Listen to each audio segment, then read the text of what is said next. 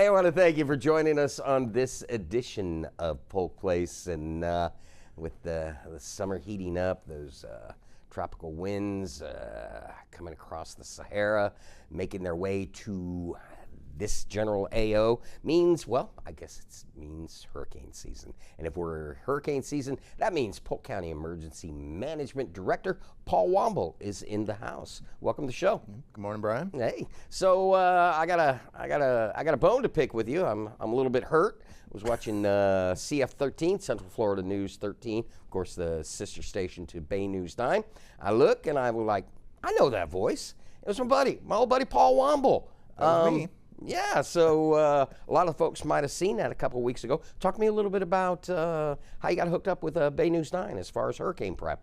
Yeah, you know, most of the local news folks reach out. Kate Wallace, who's now on the Polk County School Board, actually is her day job is with that organization, and she said, "Hey, you want to be on this show?" And I'm like, well, absolutely, we want to get the message out. So yeah, we recorded. I've had a lot of folks come up and say, "Hey, they watch it." Almost as many folks that will say, "Hey, I saw you with Brian Lacey."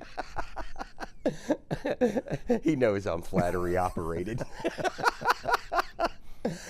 So first step is Bay News 9, and the next thing you know, you're going to get as big as Craig Fugate and end up on Fox News. You know what I mean? I don't know about that. I don't know about that. Well, 'tis the season, as we like to say, and let's talk a little bit about hurricane season. We got a bunch of new folks in the area. Talk a little bit about how long hurricane season runs for Polk County.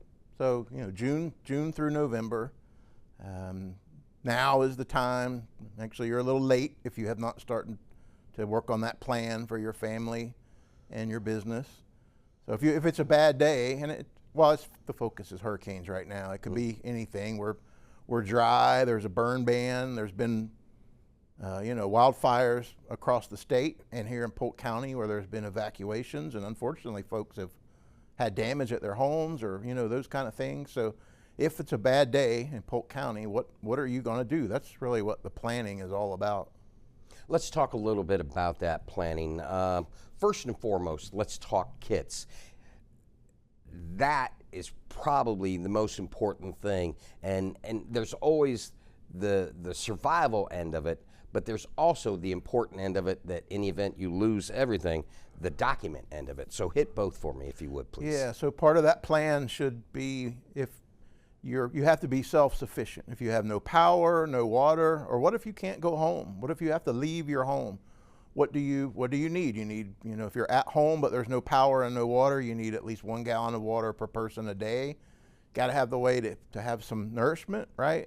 But if you have no electricity and you're not on gas, how are you going to open a can? So a manual can opener, non-perishable foods, all those kind of things. You mentioned the document. So if you have damage, some type of impacts, do you have insurance, renter's insurance, homeowner's insurance? What do they not cover? What's the deductible? Who do you call at 2 in the morning when it's a bad night? Unfortunately, we have house fires. I mean, our fire department, Polk County Fire Rescue, and the cities, there's house structure fires in this county every day, right? So look at it from that perspective to what would you need if it's a bad day, and where are those important documents? And you keep them secured in a fireproof box or somewhere online, videotaped all your contents. You have to understand how insurance works, and probably more importantly, what it does not do.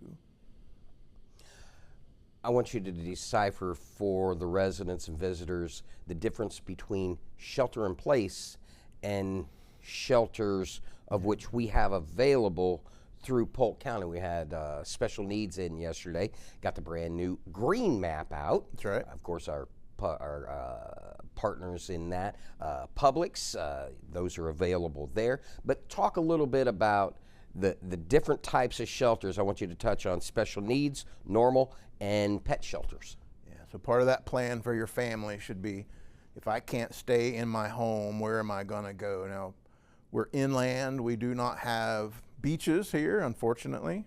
You and I both like the beach. Well, but professionally, I'm glad we don't have, the coastal counties have to worry about, and they have established evacuation zones because of that storm surge at either the Gulf or the ocean that a hurricane would push up on the land, right? So we don't have that threat here. However, we do have all the other hazards that come with a hurricane.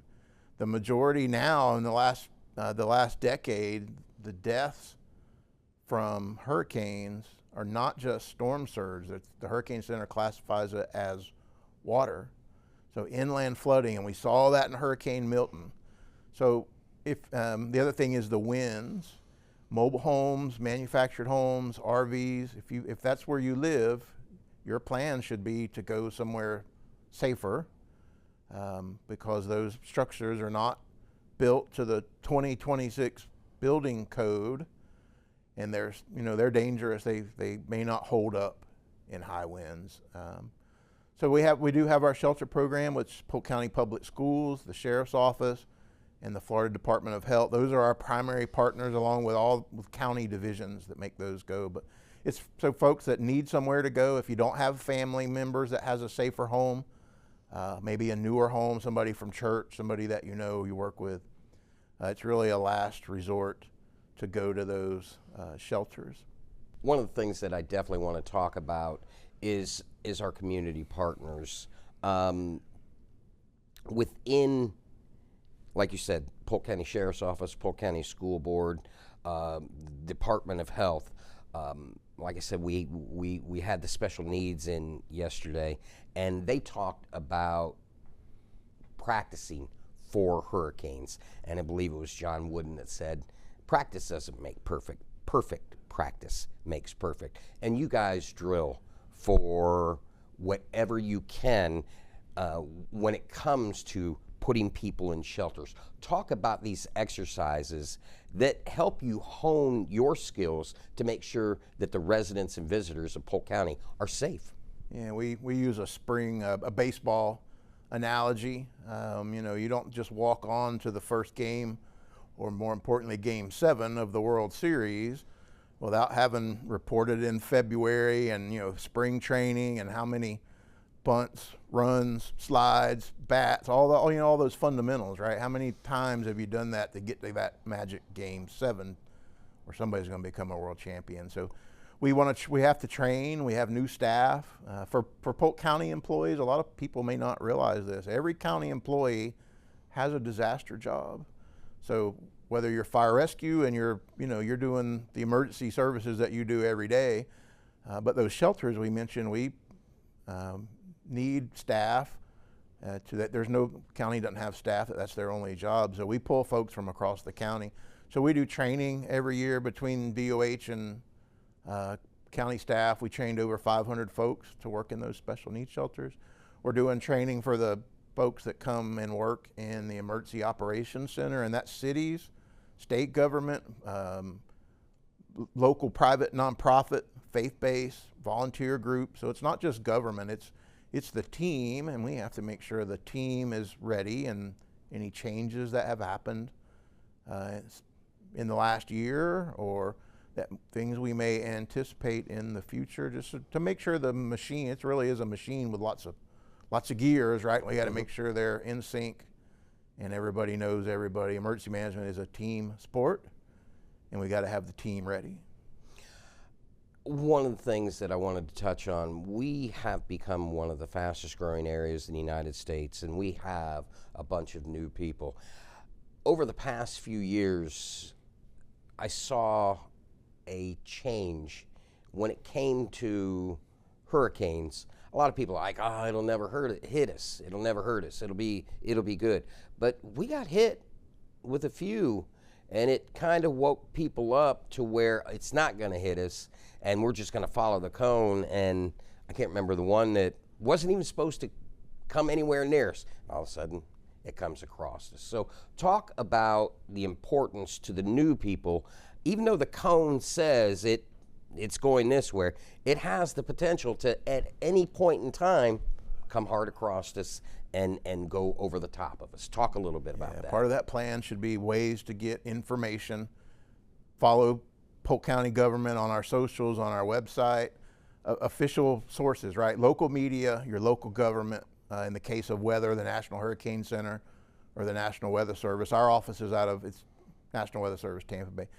Don't get on the internet for these folks that think they know what they're doing. They're not meteorologists. They're after your clicks because it's how they make money. Have a trusted source of information.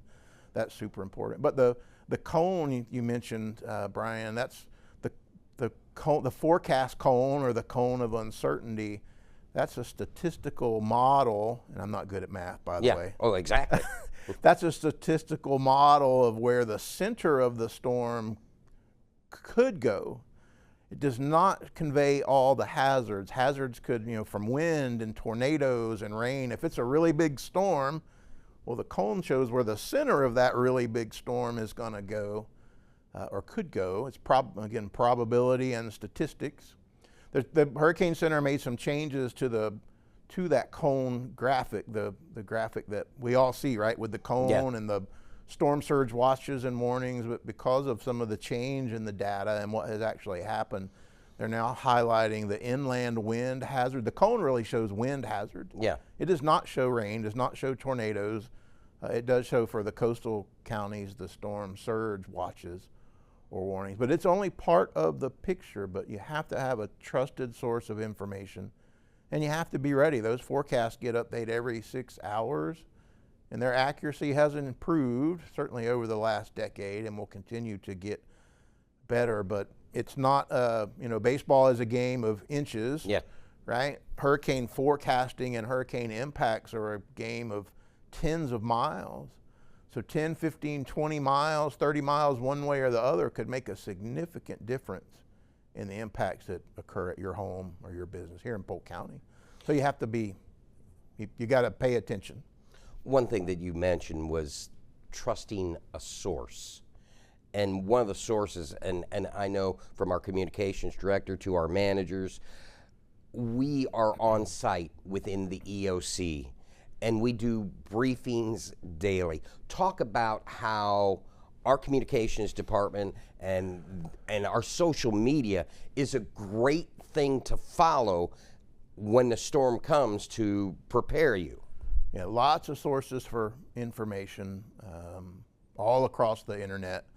But what's happening in Polk County, nobody's going to tell that better than Polk County and the communications division. And PGTV, you guys are there. You're part of that team in the Emergency Operations Center. One of the things that's important is to get information out. So that comes from us. So we will do a briefing on all the socials and on the website and others, and all that's listed on our website, polkfl.gov. 10:30 a.m. and 4 p.m. every day. And regardless of if the Tampa Bay media market or the Orlando media market or anybody else picks us up and runs a story or not, you can tune in direct. And we put the county website in disaster mode is what we call it, where the focus, instead of day-to-day county business, becomes in this case a hurricane or whatever the other emergency at hand might be. So that's the best place to go, is the county website. We got just about a minute left. What I want you to do is stress the importance of preparation, if you could, please. Yeah, we live in paradise, right? But unfortunately, we have bad days. We may have bad weeks when it comes with hurricanes. So whether it's a no-notice event like a wildfire, or in the winter when we've had these strong cold fronts come through, that's our biggest tornado impacts have been plus or minus a week around Christmas. So is it no notice, or is it like a hurricane tropical event where you may have a couple of days, 2-3 days notice, hey, it's getting ready to be a bad day.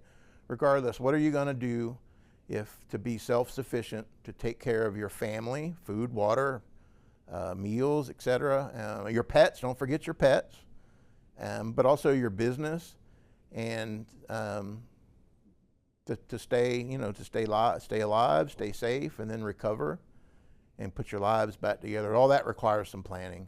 Don't wait until the day of the hurricane and you say, gee, I need to go get stuff at the store. Well, guess what? There's no stuff, or the line's a mile deep because everybody else waited until the last minute. So have that plan, have a kit, and be informed, and tune into official sources. The best place of what's going on in Polk County is right here on PGTV and county website and our social media. And it's the off season that's the time to prepare. Yeah, it's a little bit. You do a little bit. You know, you go to every time you go to the grocery store, or go shopping, throw a few extra things in your cart, non-perishable. Talk to your family or your kids. Talk to your work. We're going to be at work, right? So my family knows, hey, Paul's not going to be home. So what is the plan, especially if your job or you have other dependents that need your help? What are you going to do? Emergency Management Director Paul Womble, I want to thank you for coming in, sharing the information with us today. And anytime that we can help you out, getting the word out, stop back in and see me, would you please? Thanks, Brian. Polk County Emergency Management wants you to be prepared for this hurricane season. Potential threats from hurricanes include powerful winds, heavy rainfall, and inland flooding. The Atlantic hurricane season runs through November 30th.